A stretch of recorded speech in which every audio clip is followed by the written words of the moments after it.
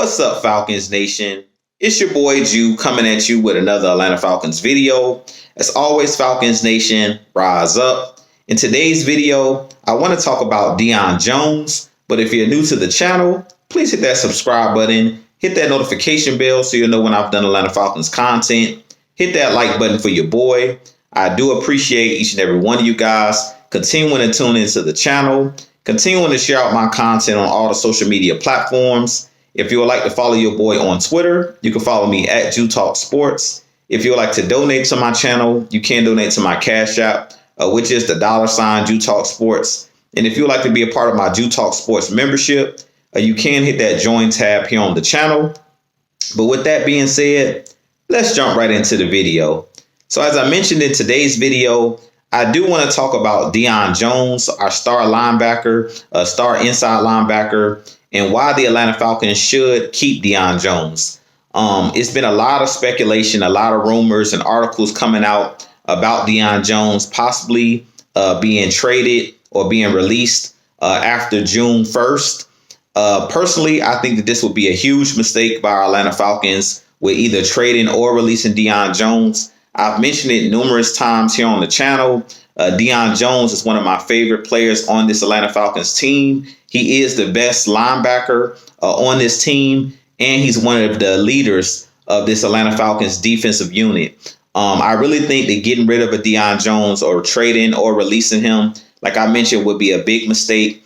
I know that Deion Jones is making, I believe, $20 million this season or something like that, and he did sign an extension a couple of years ago, and I believe he still has 2 years on his deal. But Deion Jones is worth every penny that he's getting from the Atlanta Falcons. Let's be honest. Deion Jones is the best coverage linebacker in the NFL. I've said this numerous times. Deion Jones is one of those guys that fits perfect in today's NFL because, as we always state, the NFL now is a passing league. So you have to have linebackers that can cover. If you look around the league, the linebacker position over the years, the guys have gotten smaller as far as their weight and far as their size. In the 80s and 90s, you had linebackers that were usually 250 plus pounds, 260 pounds, playing that linebacker position or playing that inside linebacker position. But in today's NFL, the average linebacker is like 245 pounds, some even under 230, because the way that the game is played, the game is wide open now. It's a lot of spread offenses. It's a lot of 3 and 4 wide receiver combinations out there on the field at one time. So you have to have linebackers not only that can tackle well in space, but you have to have linebackers that can cover in space. And that's what Deion Jones does best. So I don't know where all of this slander is coming from as far as Deion Jones. I feel like as fans, sometimes we can be prisoners of the moment, because I've been hearing a lot of fans saying that Deion Jones had a bad year last year because he didn't have the pick sixes that we're used to seeing him have. He didn't have his best, he didn't have one of the best years of his career. A lot of people feel like last year was a down year for Deion Jones. Personally, I think that Deion Jones does what he normally does. He had over 100 tackles. He was consistent, even though he had a shoulder injury. He played through injury pretty much the whole season.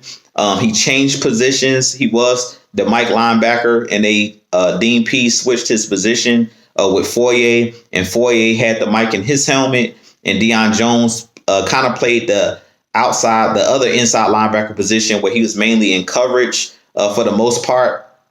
But I think that as fans, we have to stop being prisoners of the moment. Deion Jones is one of the best linebackers in the game.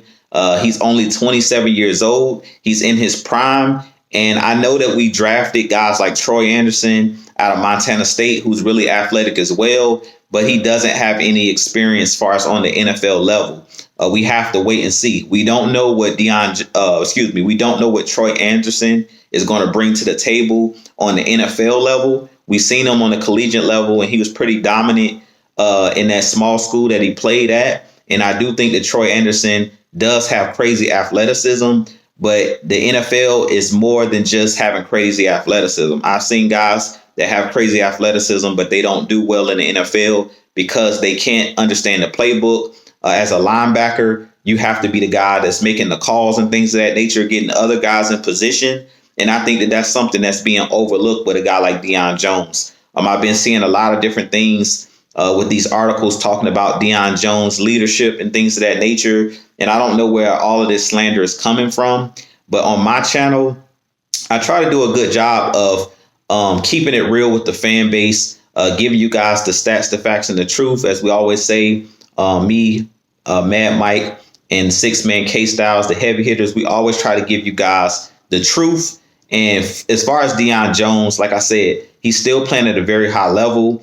If they decide to move off of Deion Jones and they do trade him, I'm going to say this. They better be right. The front office better be right. Terry Fontenot, Dean Pease, Arthur Smith, all of those guys are going to be on the hot seat if they do trade Deion Jones, and these other guys that are there to replace him don't perform, like Troy Anderson, like the linebacker we brought in, Rashaan Evans from the Titans, all of the guys that we brought in to fill the shoes of Deion Jones. If those guys don't come in and play at a Pro Bowl level and we don't win games, at the end of the day, those guys eventually are going to be placed on the hot seat. So it takes a lot of guts, takes a lot of balls to get rid of Pro Bowl players, get rid of talent. I'm cut from the cloth that I don't believe in getting rid of talent, like talented players. When you have guys like Grady Jarrett, when you have guys like Deion Jones, when we had Julio Jones on our team, Matt Ryan, I'm a firm believer in you pay your star players. If the players produce, I feel like you need to keep those guys on the roster and you need to keep leaders in the locker room. And that's why I was huge with Grady Jarrett, excited when Grady Jarrett re-signed with the team, because that's good for the morale of the team. It's good to have those veterans in the locker room. And I feel like Deion Jones is another one of those guys who's been to a Super Bowl, him and Grady Jarrett. They have that experience. If you move off of Deion Jones, you don't have that experience where he can basically help these younger guys and these younger players come along. So if we decide that we want to move off of a guy like Deion Jones, I feel like the best thing to do would at least keep him around until his contract is up in the next 2 years.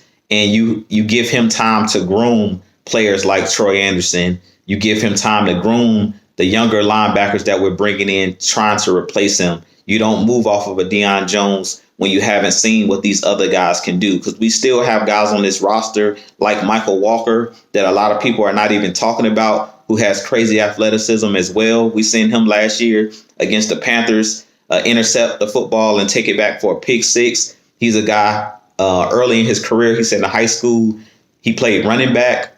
So he's one of those guys just similar to a Troy Anderson that has crazy athleticism as well. So I feel like it's guys that are currently on this roster that really haven't got a chance to prove themselves. And we're bringing in guys to kind of replace those guys. So like I mentioned before, if the front office and Dean Pease and these guys want to bring in their guys and they want to clean house, that's completely up to them if that's what they decide to do. But I'm going to mention again, if you move off of a Deion Jones, if you move off of these players that have proven, that they're Pro Bowl caliber, that they're one of the best in the league, you better pray that these guys that you're bringing in can fill those shoes and they can play at that level. Because if they don't, there's going to be, what to pay. Like, these guys are going to really be on the hot seat if these guys that they're believing in don't come in and produce. So with that being said, you guys let me know what you think of the video. Like I said, I've mentioned it numerous times. I think that this is a really silly that we're even talking about Deion Jones being one of those guys that's on a hot seat. I've mentioned it and I've did numerous videos in the past where I've talked about the greatness of Deion Jones. He is one of those guys. I think that's 1 or 2 interceptions away for having the NFL record all time for pick sixes for a linebacker. So that just goes to show how great of a player Deion Jones is, of all of the records that he's breaking. But with that being said, you guys let me know what you think of the video. Should the Falcons trade? Should the Falcons release Deion Jones? I say no. I think it'd be a huge mistake. But with that being said, this has been your boy Jew. I'll holler at you guys in the next video. As always, Falcons Nation, rise up. Peace.